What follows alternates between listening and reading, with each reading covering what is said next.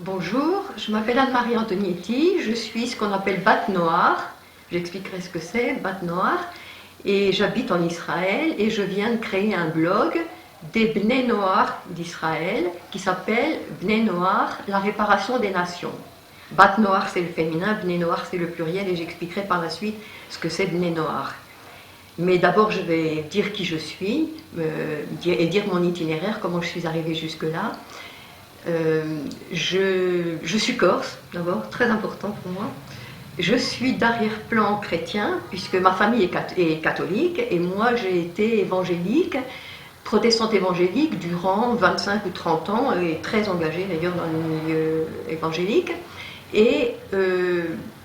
jusqu'à il y a 7 mois, donc il y a 7 mois est arrivé quelque chose, une rupture dans ma vie, quelque chose donc très important. Et qu'est-ce que c'est ce très important qui est arrivé dans ma vie? J'ai été invitée pour la première fois de ma vie à 58 ans à un cours de Torah. Et moi qui n'avais jamais entendu un cours de Torah, il faut préciser que nous les évangéliques, on lit la Bible tous les jours, enfin on s'efforce de lire la Bible tous les jours, on est enseigné par des études bibliques, on a des messages sur la Bible. Et je pensais toujours que quand je lisais la Bible, en fait, je la comprenais, que je comprenais le texte, et surtout que surtout aussi, que j'étais enseignée par des personnes qui étaient capables d'approfondir pour moi le sens et de me permettre de mieux comprendre le sens de la Bible. Et tout d'un coup, en entendant ce cours de Torah, j'ai réalisé que je n'avais jamais, en fait, entendu vraiment le sens des textes, que j'avais jamais vraiment compris de quoi il était question. J'avais même, à cause de la traduction française, là j'entendais expliquer les mots en hébreu avec les racines des mots, et un mot, même avec les lettres, et un mot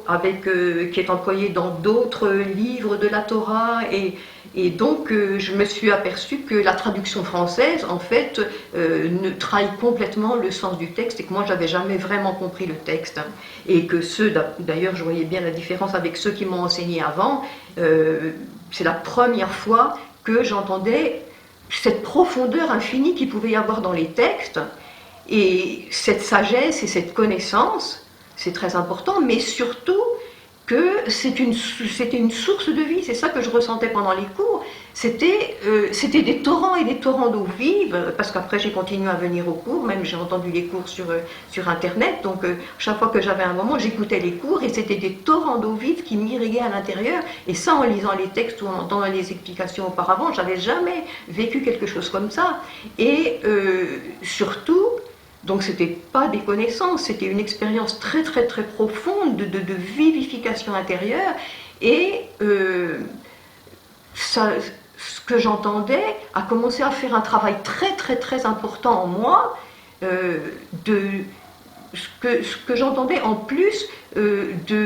pas seulement de la Torah écrite, mais de la Torah orale, dont moi j'avais entendu dire, la Torah orale, c'est des rabbins, ce sont des hommes. Bien sûr, la Torah écrite, ça c'est Dieu, c'est inspiré par Dieu, on ne peut pas remettre en cause que ça agit dans nos vies, c'est la parole de Dieu, il faut la respecter. Mais les rabbins,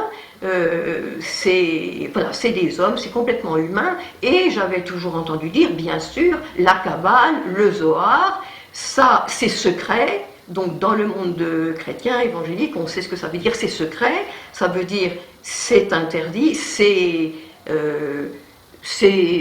diabolique, voilà, c'est diabolique, c'est satanique, c'est interdit, c'est très dangereux, il ne faut surtout pas y toucher. Et moi j'entendais le Rav expliquer un chapitre, ou enfin une paracha, un verset d'un livre de la Torah, qui éclairé par d'autres livres de la Torah, et puis par ce qu'avait dit un maître d'Israël, et puis un maître d'Israël, et un autre. Et tout ça, moi, ce qui me frappait au fil des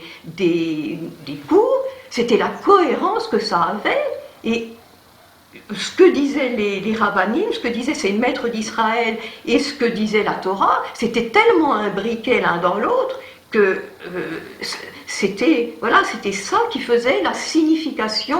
et le sens profond que moi je découvrais dans les textes. C'était cet éclairage de l'un par l'autre, et a été comme un saut pour moi dans ma vie, que c'était la vérité, ce que j'entendais, c'est le travail, ce que je disais tout à l'heure, le travail que ça a commencé à faire en moi, mais tellement profond que rien, en 58 ans de vie chrétienne ou d'autres, personne, rien n'a jamais pu faire ce travail en moi, que les souffrances les plus profondes de ma vie, de l'aube de ma vie, de ma naissance, et ont ressorti et ont guéri. Enfin, je me suis aperçue en fait que j'étais enfermée toute ma vie, sans que personne ne m'ait jamais délivrée, dans un tombeau de terreur des autres, de terreur d'être rejetée à cause de choses que j'ai vécues. Et quand j'entendais, c'était en particulier, c'est ça qui m'a frappée, c'est quand j'entendais les Mahamarim, les écrits des maîtres d'Israël, en entendant ces Mahamarim, ça mettait le doigt sur des choses que j'avais vécues et sur des blocages qui étaient en moi, sur des mauvaises réactions, sur des mauvais fonctionnements. Et c'est là que je me suis aperçue que, en fait, j'avais été trompée. On a toujours dit, voilà, quelqu'un a résolu pour nous tous les problèmes. On est sous la grâce, on nous dit exactement, les choses anciennes sont passées, toutes choses sont devenues nouvelles. Et moi, je voyais dans ma propre vie, mais ces souffrances, elles sont toujours là. Les mauvais fonctionnements, ils sont toujours là.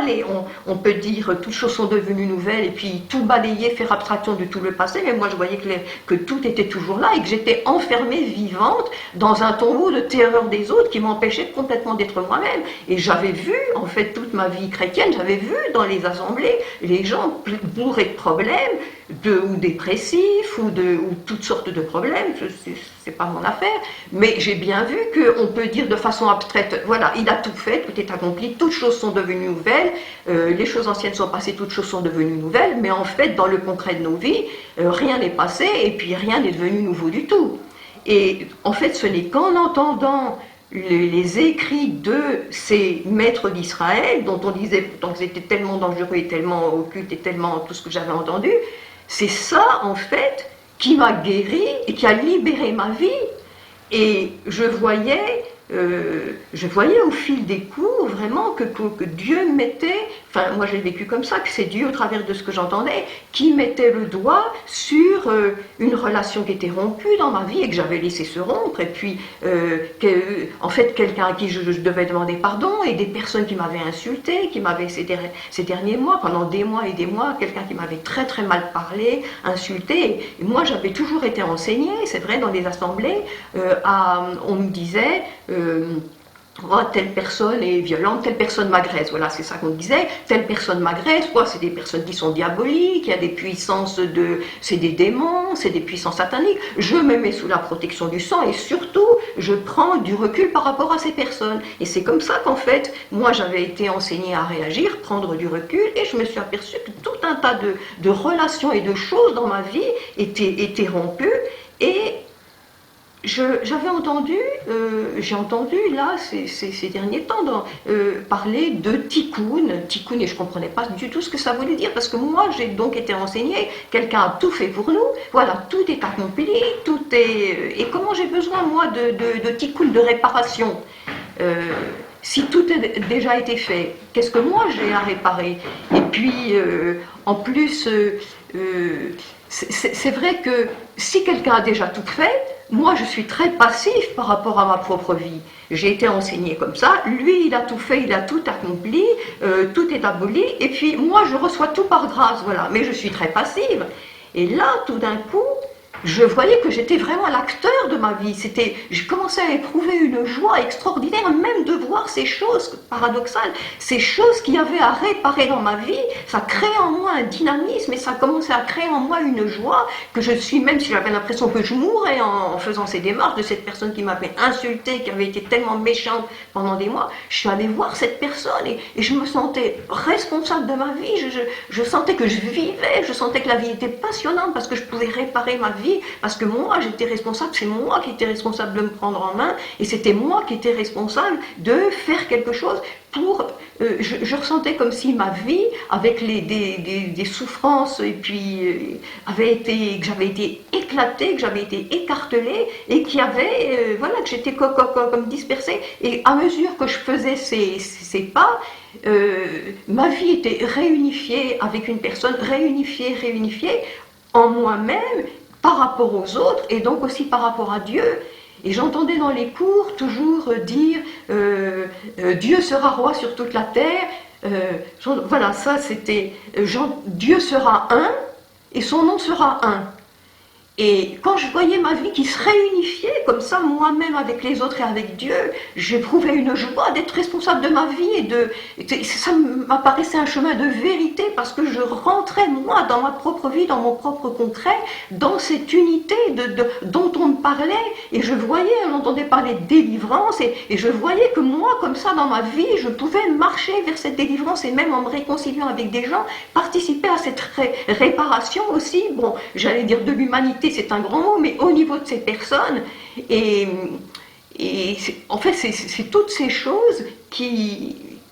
m'ont confirmé à l'intérieur que ce que j'entendais, c'était la vérité, parce que c'était confirmé dans tout ça que j'expérimentais avec cette joie, avec cette paix, avec ma vie qui se réunifiait, et avec tout ce que ça faisait de très concret dans ma vie. Et bon,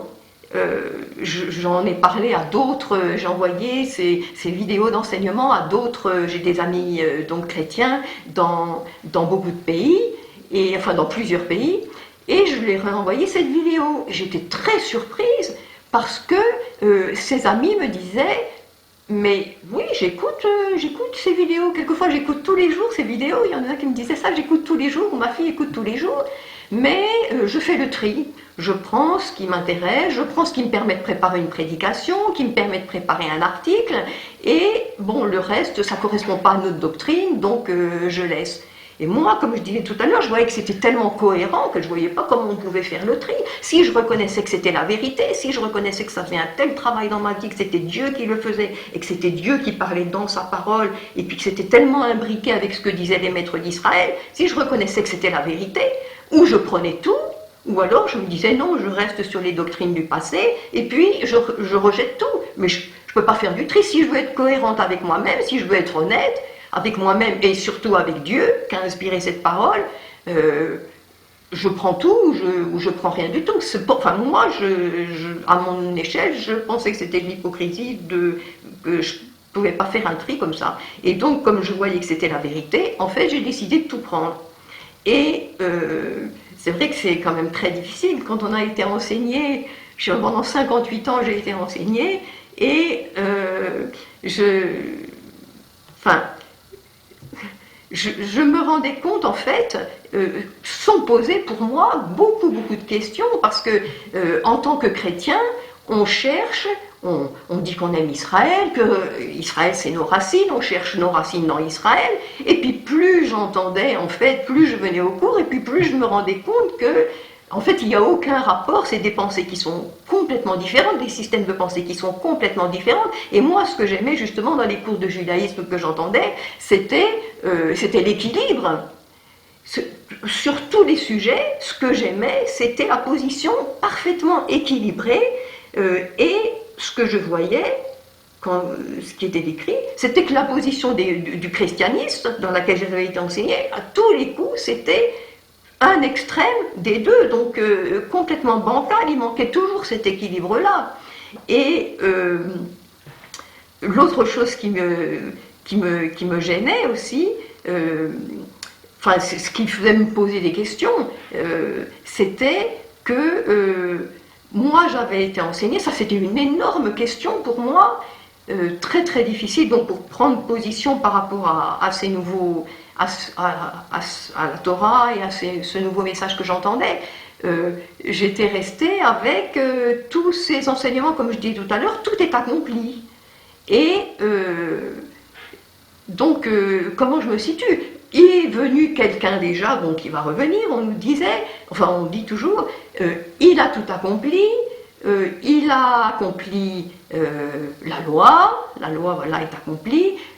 donc il ne faut plus se mettre sous la loi, les fêtes d'Israël sont accomplies, il a accompli Pessah, il était l'agneau pascal, il a accompli Shavuot, il a répandu son esprit, il va venir accomplir Sukkot, et aussi les sacrifices juifs sont accomplis, il est l'holocauste parfait, il est le sacrifice d'expiation parfait, enfin bref, tout est accompli. Bon, bien sûr, la rédemption, il n'y a plus besoin de tikkun, il n'y a plus besoin de quoi que ce soit, la rédemption est accomplie, et Mais alors je me posais une question énorme, mais qu'est-ce qu'on fait d'Israël? Comment on dit on aime Israël? Et puis Israël c'est nos racines, mais en fait finalement on lui a tout pris, tout est déjà accompli et il ne reste rien à Israël. Et alors arrivait un problème énorme pour moi parce que comment ça se fait que celui-là dont Dieu n'a plus besoin finalement, il le ramène sur sa terre, il lui redonne sa terre et il les ramène de plus en plus sur leur terre. Et pourquoi, si tout a déjà été accompli et que Dieu, dans son plan, n'a plus besoin d'eux et que nous, on ne doit plus se situer par rapport à eux comme ça, qu'on aurait besoin de la rédemption ou quoi. Et, bon, évidemment, la réponse, je l'ai entendue des milliers de fois, c'est que, bien sûr, celui qui aurait tout accompli, dont on nous dit qu'il a tout accompli, va revenir, mettre ses pieds sur la montagne des Oliviers, qui va s'ouvrir en deux, il va établir le règne de paix pour 1000 ans. Et donc, celui-là, il ne peut revenir que lorsque il y aura un nouveau Israël, que les Juifs seront revenus dans leur pays, et il faut qu'il soit là, donc pour que lui revienne, et puis pour qu'il le voit, ça nous est dit comme ça, ils le voient venir sur les nuits, là, ils reconnaîtront celui qu'ils ont percé, et ils pleureront sur lui comme on pleure sur un fils aîné. Donc voilà, il faut qu'il soit là. Ça je comprends, donc on soutient le retour d'Israël dans son pays, et on soutient politiquement, et d'ailleurs moi en fait, j'étais venue ici, en Israël, parce que j'ai pris conscience, enfin bon moi je suis corse, les Corses on ne supporte pas l'injustice, et j'ai pris conscience de tous les mensonges des médias, enfin pas tous les mensonges, j'ai pris conscience des mensonges systématiques des médias à l'égard d'Israël, et j'ai voulu venir ici, j'ai commencé à faire des courriers à nos autorités pour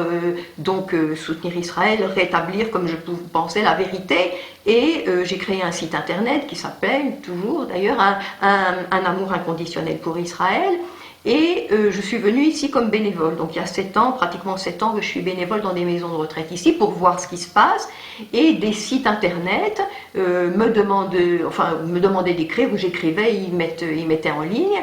donc autant les courriers que je faisais aux autorités ou aux autorités ou à ma honte à des organisations chrétiennes, des organisations évangéliques contre Israël, qui prennent position contre Israël, remettant en cause ses droits, donc je faisais ces courriers, et aussi des articles pour les sites, pour dire bon, qu'est-ce qui se passe réellement. Moi je suis ici, je vois comment on appelle, les tilim, les missiles qui sont sans cesse lancés, après quand Israël réagit, c'est eux qui tuent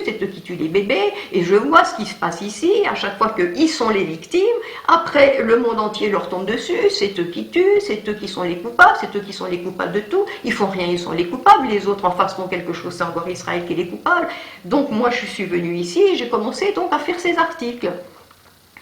Et puis donc tout d'un coup, en voyant tout ça, que j'ai réalisé que moi je venais pour défendre, et puis d'autres chrétiens, on vient pour défendre Israël contre celui qui vole sa terre, et tout d'un coup je prenais conscience que moi je faisais partie de celui qui vole son identité, de celui qui pendant 2000 ans a volé son identité. Comment moi je peux me permettre de lutter contre ceux qui volent sa terre alors que je fais partie, mes pères pendant 2000 ans ont volé et continuent à voler, les chrétiens, son identité, à se substituer complètement à Israël, puisque tout ce que Dieu leur a donné, la loi, les fêtes, les sacrifices et ce tikkun, cette réparation des nations, ils ont tout remplacé.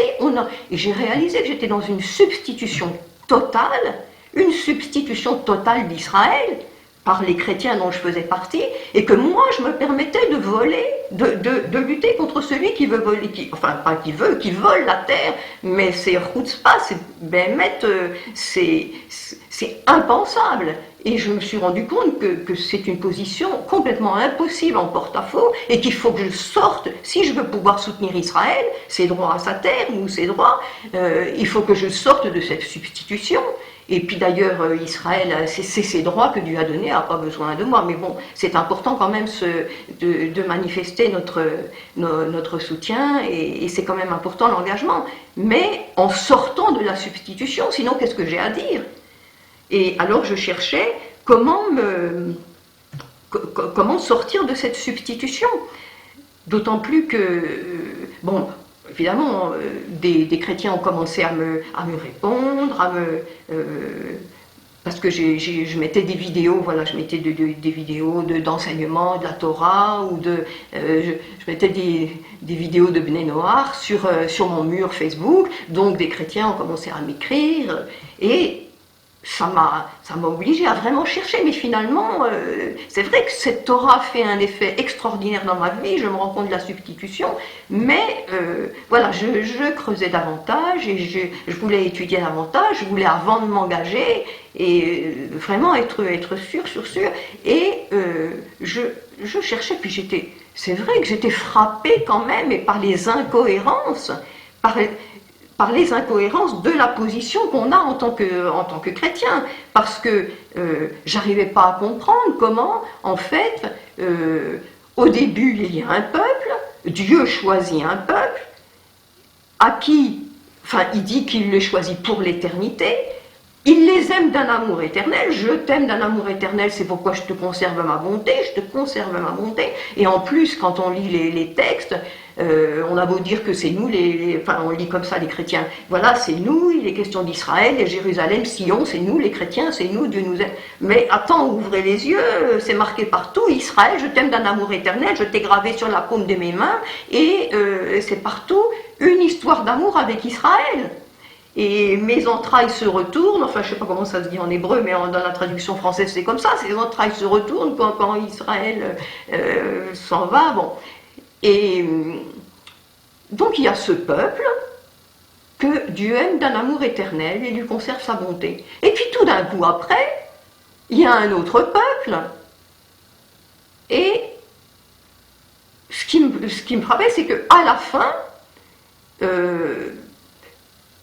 au moment de la délivrance, il est écrit 10 personnes des nations saisissent un juif par le pan de son vêtement, par le pan de son manteau, disons, comment ça se fait, et voilà, ils disent nous irons avec vous parce que nous avons compris que Dieu est avec vous. Mais au moment de la délivrance finale, comment ça se fait que c'est pas un chrétien que, moi j'étais frappée, comment c'est pas un chrétien que les gens des nations saisissent et disent mais voilà nous irons avec vous parce que nous avons compris que Dieu est avec vous. Comment ça se fait? Dieu avait un peuple, après il a rejeté le premier et puis il l'a effacé, il a choisi un autre peuple, et comment ça se fait qu'on retrouve ce juif à la fin? Pourquoi c'est pas un chrétien? Donc c'était incohérent. Où sont passés les chrétiens en plus? Et aussi Dieu donne la Torah, après on nous dit on n'est plus sous la loi, on est sous la grâce. La loi mène à la mort, la Torah mène à la mort, mais c'est la Torah du Dieu vivant. Est-ce que Dieu donne une Torah pour la mort? Mais moi, ce que je voyais, c'est que Dieu, ce que j'expérimentais, c'est que Dieu donne la Torah pour la vie. C'est un Dieu de vie qui donne la Torah à son peuple. C'est pour la vie. Alors donc Dieu donne la Torah. Après, on n'est plus sous la Torah. On nous disait on est sous la grâce. Il n'y a plus de Torah. Et à la fin, au moment de la délivrance, au moment du dévoilement de la lumière, du dévoilement du Mashiach, de la délivrance finale, là on devrait être dans la paix, on devrait être dans la joie, on devrait être dans la grâce. Tout d'un coup, il y a cette Torah qui sort de Sion, d'où elle sort, c'est là, elle ne sait pas qu'on est sous la grâce. C'est quand même quelque chose. Et moi je trouvais ça incohérent, qu'il y a un peuple, après il y en a un autre, et Dieu reprend le premier, et puis il y a une Torah, et puis après on est sous la grâce, et puis à la fin il y a la Torah, et Dieu avait fait une alliance, et c'était une alliance éternelle qui est répétée à Abraham, Isaac, Jacob, comme à Paramim, combien de fois, et c'est même dans ce qu'on appelle le Nouveau Testament, enfin ce que les chrétiens appellent le Nouveau Testament, dans la lettre aux Hébreux, c'est même dit que pour ajouter de la force à cette alliance, Dieu jura par lui-même, parce qu'il n'y a pas plus haut que lui, il ne pouvait pas jurer par plus haut que lui-même, il jura par lui-même, pour montrer l'immutabilité de cette alliance, de cette promesse. Donc Dieu fait une alliance, et puis après tout d'un coup, cette alliance qui était immuable, elle est devenue ancienne. Et puis il y a une alliance nouvelle avec d'autres, mais quand on lit le texte qui concerne l'alliance nouvelle et le cœur nouveau dont on nous parle, qui serait le nôtre en tant que chrétien, en fait on lit, en particulier dans les textes d'Ézéchiel, 36, 37, surtout ceux-là, que cette alliance, elle concerne un peuple qui a été dispersé dans les nations, et que Dieu dit, je vous ramènerai, je vous établirai dans votre pays, et je ferai fructifier votre pays, et voilà, je vous ferai avec vous une alliance nouvelle, et je vous donnerai un cœur nouveau, je vous laverai. Donc, nous, où est-ce qu'on a été dispersés, les chrétiens? Où est-ce qu'on a été dispersés? Dans quel pays? Quel pays Dieu a promis à nos pères où il veut nous ramener? Donc, cette nouvelle alliance, elle ne concerne pas du tout des gens d'il y a 2000 ans, et elle concerne Israël quand il revient dans son pays, et que Dieu fait cette alliance nouvelle et leur donne un cœur, enfin ce renouvellement d'alliance, c'est une continuité, il leur donne un cœur nouveau quand ils sont à nouveau sur leur pays et que Dieu leur donne la prospérité comme on voit maintenant. C'est ça ce que Dieu fait. Et je m'apercevais que j'étais dans des mensonges, que j'étais dans des incohérences, que tout était incohérent. Et donc quand j'ai décidé d'adhérer à cette Torah, tout d'un coup, cette cohérence que j'avais vue dans les cours entre les maîtres d'Israël et les différents textes de la Torah, je la revoyais, voilà. Il y a eu la Torah, il y a eu ce peuple, après il a été dispersé dans les nations, mais il était toujours là. Est-ce que c'est pas des miracles que, alors que toutes les autres civilisations, les autres peuples disparaissent, ce peuple que mes pères pendant 2000 ans n'ont cessé de persécuter, de les tuer, de les écorcher vifs, de les enfermer dans les synagogues, de les faire brûler vifs, pour qu'ils abjurent ce que Dieu leur avait donné et pour qu'ils embrassent ce que moi je croyais être ma foi, enfin, si c'était une vérité, si c'était la religion de la vie, si c'était la religion de la vérité, si ça a apporté cette libération, comment il fallait tuer, massacrer des personnes pendant 2000 ans pour les obliger à croire en ça? Mais moi j'étais malade quand j'ai commencé à entendre cette histoire, et quand je voyais en plus, enfin l'histoire, quand je voyais l'histoire, j'étais malade, mais comment on peut entendre ça, ce que nos pères ont fait, et puis rester dans cette appartenance à cette religion qui avait fait des horreurs pareilles, et puis qui continue à prendre des positions contre Israël. Donc voilà, Bekitsour, moi je voulais sortir de cette appartenance, et je ne savais pas en fait comment me situer, parce que je connaissais rien d'autre en fait. On a tellement... Enfin, moi, ce que je connaissais, c'est vrai, c'était les chrétiens, les juifs, et je n'avais pas du tout la conviction, moi, ma place, c'est pas du tout de me convertir au judaïsme. Il y a les juifs qui ont reçu la Torah, et puis les nations, et moi, je suis des nations, et donc... voilà, je n'avais pas dans le cœur du tout la conviction que c'était ma place de me convertir. Et c'est là que, en fait, j'ai entendu parler j'ai été invitée à un congrès des Bnei Noach, un symposium des Bnei Noach à Jérusalem. Et en fait, j'ai vu, voilà, ça c'est la place des nations. On n'est dans aucune substitution. On vole rien du tout à Israël, au contraire, on donne à Israël qu'il est,